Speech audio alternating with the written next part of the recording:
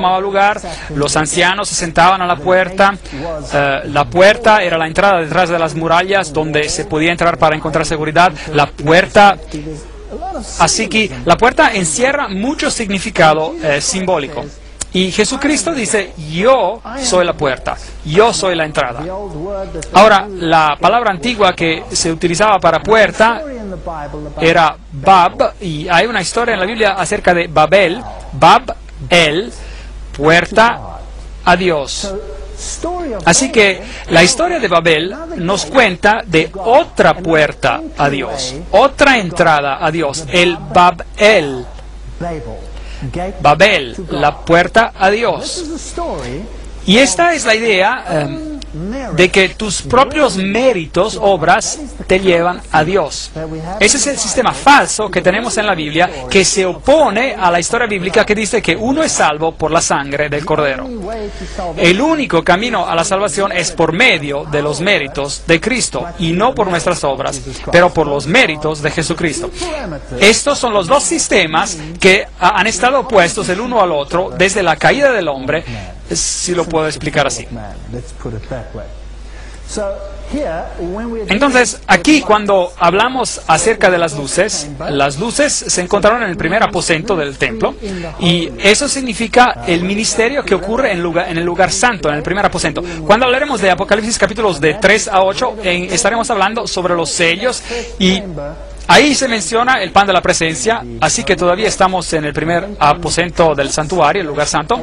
Después vienen las trompetas, Apocalipsis 8 a 11, y ahí puede ver un altar de oro, donde tenemos el incienso ascendiendo desde el altar de oro. Así que todavía estamos en el lugar santo. Esos son los eventos que toman lugar en un periodo donde el sumo sacerdote todavía está sirviendo como representante de la humanidad en ese aposento en particular. Tan pronto que llegue a Apocalipsis 12 al 14, el cuadro cambia.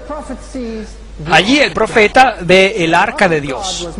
Ahora, el arca de Dios, el arca del pacto, no está en el primer aposento del santuario, está en el segundo aposento, que se llama el lugar santísimo. El Hagion, en el lugar santísimo, en griego, Hagion. Así que nos hemos trasladado a otra porción del ministerio del sumo sacerdote, y él solo entraba al lugar donde estaba el arca del pacto una vez al año, y eso era durante el día de la expiación. Ahora estamos tratando con temas relativamente complejos y no tenemos tiempo para cubrir todo en detalle, pero hay un video, una conferencia disponible sobre este tema en detalle, sobre todo lo que significaban esas cosas. En Apocalipsis capítulos 15 a 22 tenemos lo que llamamos escatología, los eventos que se refieren al fin, las cosas finales que pasarán con el planeta, aquellas cosas que todavía no han ocurrido pero que van a ocurrir. Y si usted estudia Apocalipsis de esta manera, le va a resultar claro de qué periodo histórico se habla en la historia del cristianismo. Hay 7 bendiciones en el libro de Apocalipsis. Bienaventurado el que lee y los que oyen las palabras de esta profecía y guardan las cosas en ellas escritas, porque el tiempo está cerca. Apocalipsis 1:3.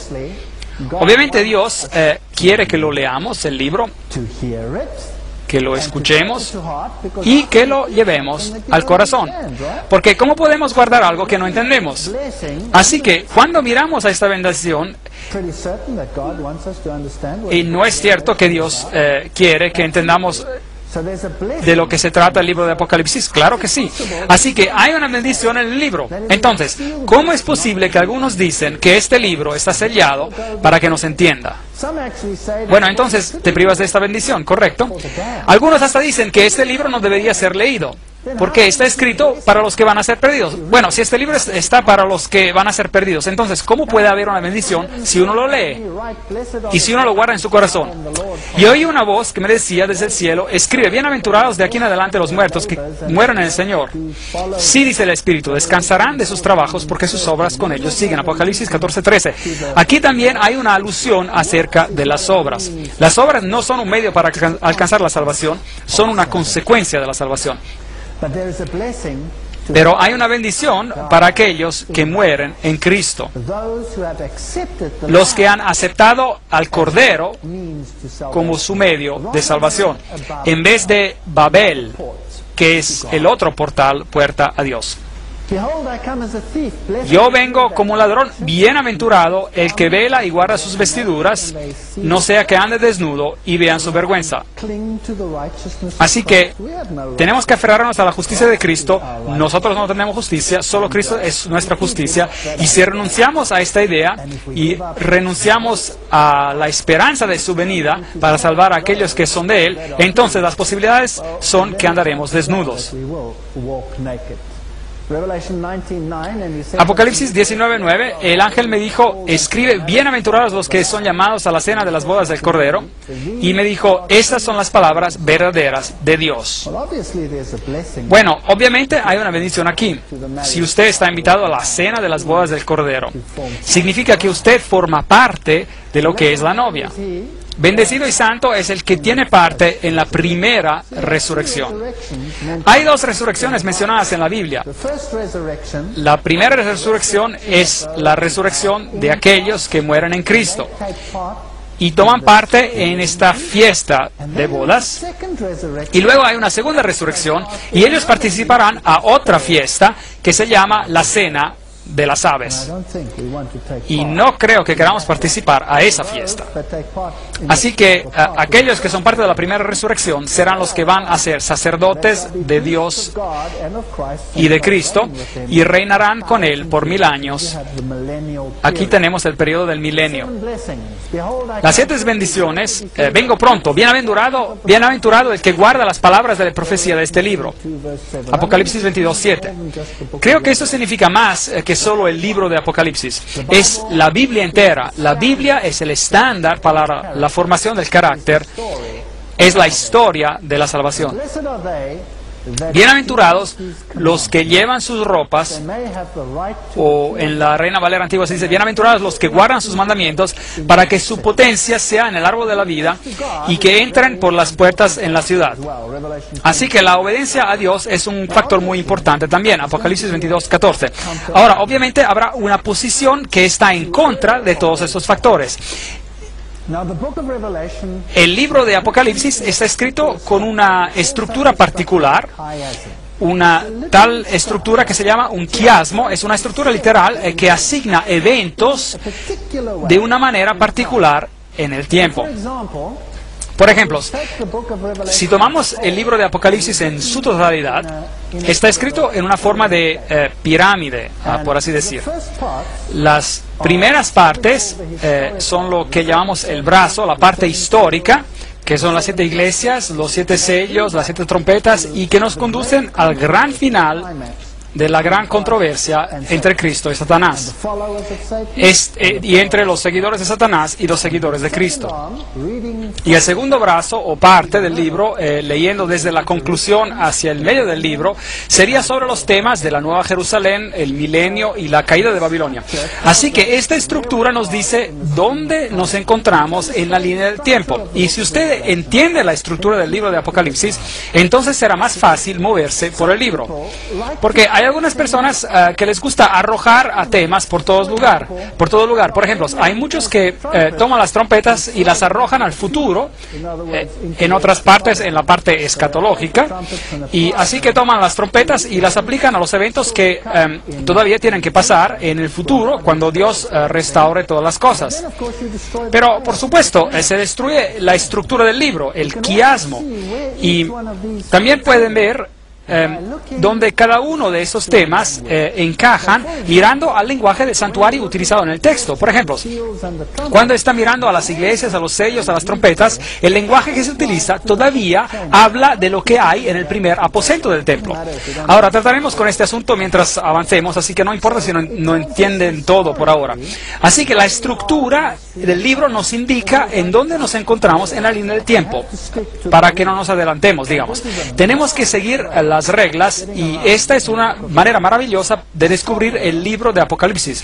Pero hay un problema, porque una vez que ha leído la primera mitad del libro y haya llegado al medio del libro, que es básicamente Apocalipsis capítulos 10, 11, 12, 13 y 14 hasta el 17, estos son prácticamente la parte final de los eventos de la batalla entre el bien y el mal.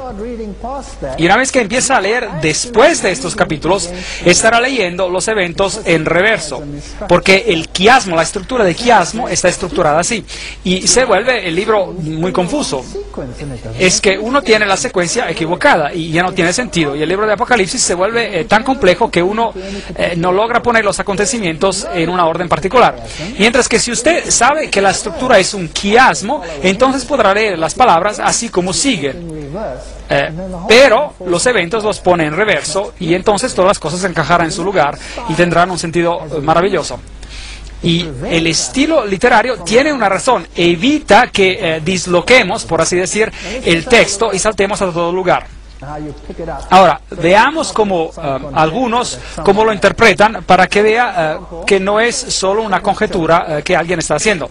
Por ejemplo, si toma las 7 iglesias, verá en el capítulo 2, versículo 1, que dice: el que tiene las 7 estrellas en su diestra, el que camina en medio de los 7 candelabros de oro. El candelabro de oro, y cuando lea al final del libro de Apocalipsis, él encontrará en la Nueva Jerusalén, en el capítulo 21, versículo 23, el Cordero es su lumbrera. Así que tenemos una luz y tenemos al Cordero siendo una lumbrera. Capítulo 2, versículo 7, al vencedor daré de comer del árbol de la vida. Capítulo 22, versículo 2, aquí se menciona el árbol de la vida. Así que ahí tenemos un enlace de la estructura del quiasmo. Hay una puerta abierta en Apocalipsis 3, versículo 8, y en Apocalipsis 21, versículo 25, hacia el final tenemos puertas que nunca se cierran. Cristo en el trono con su Padre, Apocalipsis 3, 21, y también en 21, 1 y 3, el trono de Dios y del Cordero. La Nueva Jerusalén es mencionada en el capítulo 3, versículo 12, y la Nueva Jerusalén, la cual desciende del cielo, se menciona en el capítulo 21, versículo 10. En el capítulo 3, 11, yo vengo pronto, dice Jesús. Y en el capítulo 22, versículo 7, vengo pronto, dice. ¿Ve cómo podemos identificar el quiasmo, como la estructura mantiene el texto unido? Ahora, así que ya sabe, es así como trabajamos y es así como vamos a ir avanzando. Ahora, lo interesante también es que cualquier cosa que encaje en la primera parte del quiasmo debe ser antes de que termine el tiempo de la gracia. Porque el sumo sacerdote está ministrando aún, y eso significa que la salvación está aún abierta a todos.